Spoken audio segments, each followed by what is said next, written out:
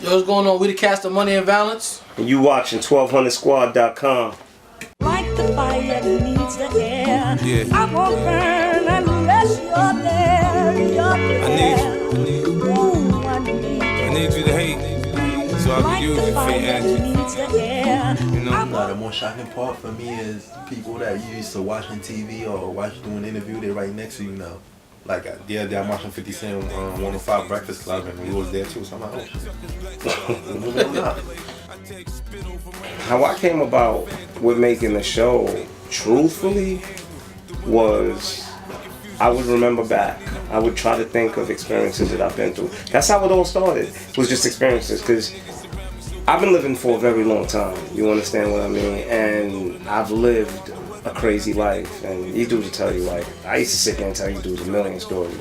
You know, when I came up with this, there were just certain experiences that I thought were just so funny that I'm like, yo, I gotta put this in there. A lot of times when we were coming up with the script, I would just sit back and try to think of events that happened in the past that were just things that I've never seen on screen before, things that I felt that I could have used to send a message, you know. So I wouldn't say that Money and Violence is based on true events, but it's based on reality. I could come up with something that never occurred, but being that, I mean, we all grew up in these streets, I could depict it how it would really happen. As opposed to like a dramatization. Yeah, as opposed to a dramatization. And like they'll tell you, like when we shoot these scenes, man, like it's not as simple as, yo, walk to the store, raise the gun and shoot. No, it's, yo, man, what are you doing? You wouldn't have stepped this way. You know, yo, nah, bro, you wouldn't have mean mugged him before you did this. Like, it's all calculated. Yeah. You know, because what we wanted to do was just give people something they never seen before, which is an authentic depiction of life on screen, where you watch it and you say, yo, that reminds me of when such and such happened. You know, and even to watch it sometimes I for it to give you chills, because you're like, yo, this is too real. Yeah.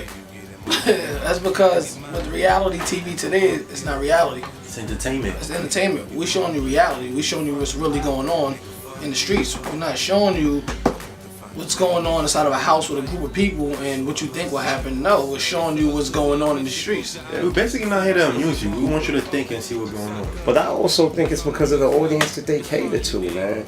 Like, I watch all that BS and I don't like none of it.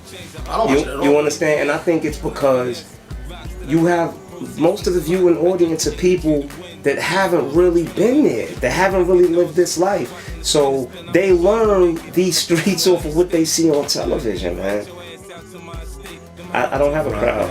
And you have to understand, the beauty of Money and Violence is that this is art. And this is art because it's a depiction of life.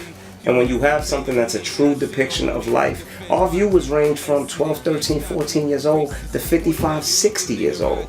And the reason that you have these old, listen, a lot of people, they leave comments under our videos. Under normal circumstances, I don't watch this kind of stuff. But for some reason, I'm intrigued by this. I love the message. I love the reality of it, you know, because you have to understand that Money and Violence is nothing but a virtual walkthrough, a life that most people don't lead. It's an intimate look into some characters that most people would not have the opportunity to interact with in their lifetime. And because of this, everybody's fascinated by what they don't know. So you have these people who might be in the suburbs somewhere and have always wanted to understand that type of character. They see the what on the news, but they want to know the why. And this is what Money and Violence allows them. It allows them a walk through the hood without putting them in danger.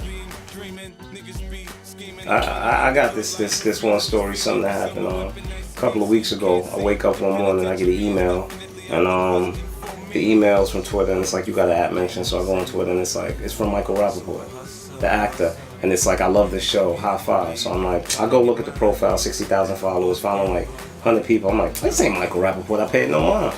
So later on that day, my manager hit me, he's like, yo, I got some tickets for a fight at the Garden, you know, so you should go, I'm gonna leave the tickets for your will call. So me and my homie right here, we go. I go pick up the tickets. I'm walking down the aisle, I hear, oh my God, it's you. I turn around, it's Michael Rapaport. And I'm like, huh? And he's like, yo, I mentioned you on Twitter, man.